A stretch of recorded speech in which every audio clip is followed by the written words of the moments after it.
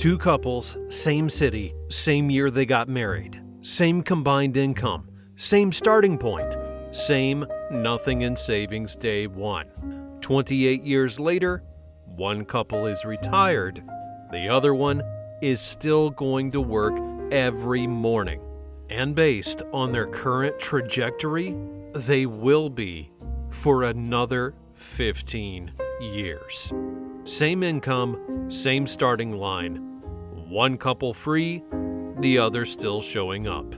It wasn't discipline, it wasn't luck, it wasn't how hard they worked. The 80-20 rule says a small number of decisions drive the vast majority of your financial outcome. And for most couples, 5 specific decisions determine almost everything. Get those 5 right, and the rest barely matters. Get them wrong, and nothing else you do will be enough. Today, we're going to show you exactly what those 5 decisions are. Hey, I'm Mike Miller, and if you've ever felt like you're doing everything right, but still coming up short, this channel was built for you and your partner. Before we get into the 5 decisions, I want to tell you something about the couple on the right. The one still heading to work, while their neighbors are retired. They didn't get all 5 wrong, they got 2 wrong, made in year 5 and year 6. Those decisions are costing them nearly 16 years of retirement. I'm going to show you exactly which 2 before this video is over. Here's what personal finance content gets consistently wrong about couples. Every system, every book, every budgeting app is built for one person. Cut the latte, max the Roth, automate the savings. Find advice if you're single, but you're not single. And the moment you add a second person to any financial decision, the whole game changes. Here's what nobody admits. Most financial advice optimizes the wrong things. The coffee, the subscriptions, the daily spending.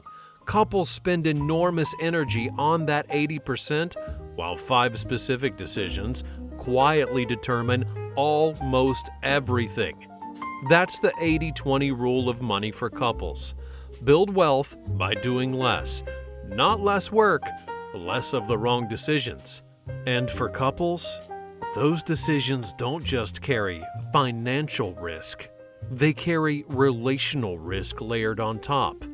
One partner hiding a credit card balance, one falling in love with a house before the numbers are run, one panic selling during a crash because the other is spiraling. These aren't money problems. They're couples problems, wearing money's clothes, and conventional personal finance was never built for that. Get these 5 decisions wrong and the rest doesn't matter. Get them right and most of the other stuff takes care of itself. Let's start with the one already sitting in most households right now.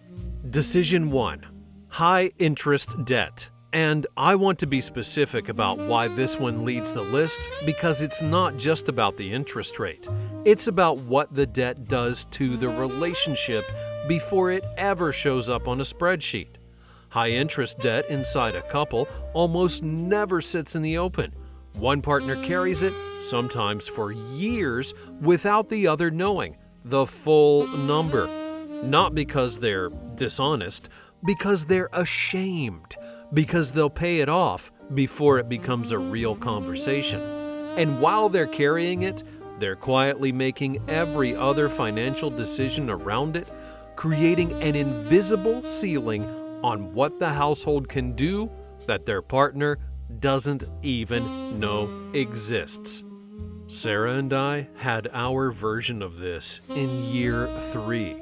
$6,400 at 22% APR. I was making minimum payments and calling it a plan. Sarah ran the math. 4.5 years to pay off. $3,100 handed to the credit card company in interest for nothing. We threw $800 a month at it instead, gone in 9 months. That $3,100 went straight into our emergency fund. I had the spreadsheets. Sarah had one question that mattered. How much is this actually costing us? I didn't have a good answer. That's decision 1. Decision 2 is quieter. It doesn't announce itself until the damage is already done. Decision 2, panic selling. And this one is specifically more dangerous for couples than for individuals, for a reason almost nobody talks about. When the market drops, individual investors panic and sell. It's well documented, and it still happens constantly. But here's what happens inside a couple during a market crash. One partner wants to hold, the other wants to sell. Now you don't just have a financial decision, you have a disagreement under extreme stress with someone who is genuinely frightened. The partner who's right about the math can still lose the argument. You cannot out-logic fear at 10 o'clock at night when the portfolio is down 30%. The couples who sell at the bottom don't just lose the recovery. They lose the compounding on the recovery. And they're not 30% behind. They're 30% behind with interest for years. That's decision 2. Decision 3 happens in a moment of genuine crisis, and that's exactly what makes it so hard to avoid. Decision 3, cashing out your 401k. This one doesn't feel like a mistake when it happens. It feels like a solution.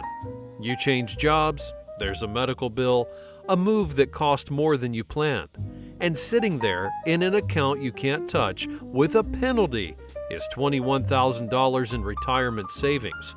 It feels like a cushion. It feels like yours.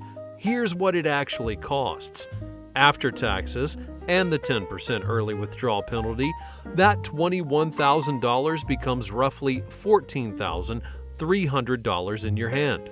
The rest goes to the IRS, but that's not the real cost. The real cost is what that money would have become. Left alone for 38 years at 7%, that $21,000 grows to approximately $305,000. You didn't spend $21,000. You spent $305,000 of your retirement and paid $6,700 for the privilege. Couples are more vulnerable here than individuals because the decision gets made together, which means neither partner fully owns the consequence. It feels mutual, and two people under pressure will talk each other into a bad solution faster than one person alone because the relief of agreeing feels like the right answer. That's decision 3. Decision 4 is the only one on this list that comes dressed as a dream, and that's exactly what makes it the most seductive of all. Decision 4. Buying too much house. The enemy isn't a bad choice. It's a great house at the wrong price. Here's the scenario most couples know. You're approved for $520,000. You told yourselves you'd stay under $400,000. Then you walk into the house listed at $487,000 and one of you falls in love with it. The conversation shifts from can we afford this to how do we make this work? The bank approved us for it. The payment is only $400 more a month. But when that money stops going into investments, month after month, it stops compounding. $1,500 a month invested at 7% for 37 years grows to over $3,200,000. Pull that investing capacity out of the equation and it's gone. Not just for a month, for the life of the loan. And here's the couple's layer that makes this decision different. One partner often knows. They have the number in their head. They feel the hesitation, but they don't want to be the one who killed the dream. So they say yes and carry the quiet weight of that yes for years. We're going to come back to the Garcias before this video is over, and I'm going to show you exactly which two decisions they got wrong and what it's costing them in years of their life. The number stopped me when I ran it. That's decision 4. Decision 5 is the sneakiest because it only activates when everything is going right. You get a raise. Your partner gets promoted. So you upgrade the car, move to a nicer place, eat out more, book a better vacation. None of it feels unreasonable. You earned this. But here's what happened at the household level. 2 incomes growing, 2 sets of upgrades, both feeling earned. No one pushing back because you're both doing the same thing. The mutual agreement is the very thing that makes it feel safe. And that's exactly why it compounds faster inside a couple than it ever does for an individual. A couple who keeps their lifestyle steady and invests $30,000 a year at 7% for 30 years accumulates approximately $2,834,000. The same couple who inflates their lifestyle and invests $10,000 a year instead accumulates approximately $945,000. Same income, same 30 years, a $1,889,000 gap built entirely from one decision. That's decision 5. And now I want to show you the Garcias. Earlier I told you the Garcias didn't get all 5 wrong. They got 2 wrong, both in the first 6 years of their marriage. Here's the model. Both couples invest $1,500 a month at 7%.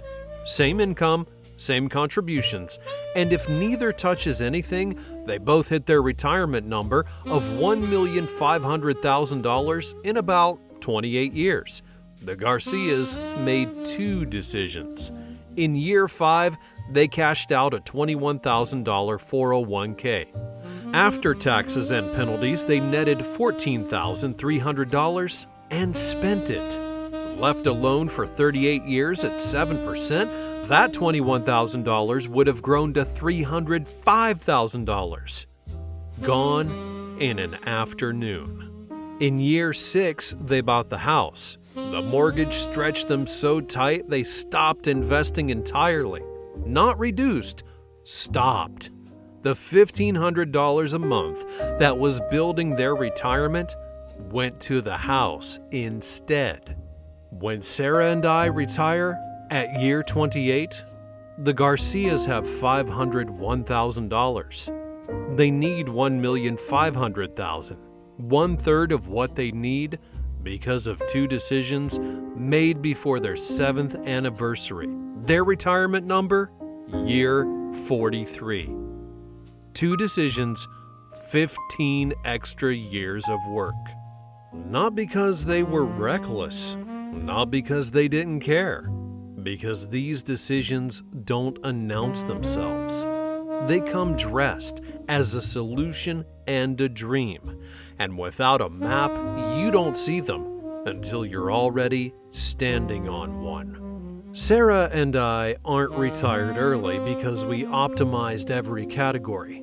We're retired because we got the 20% right, the small number of decisions that drive almost everything.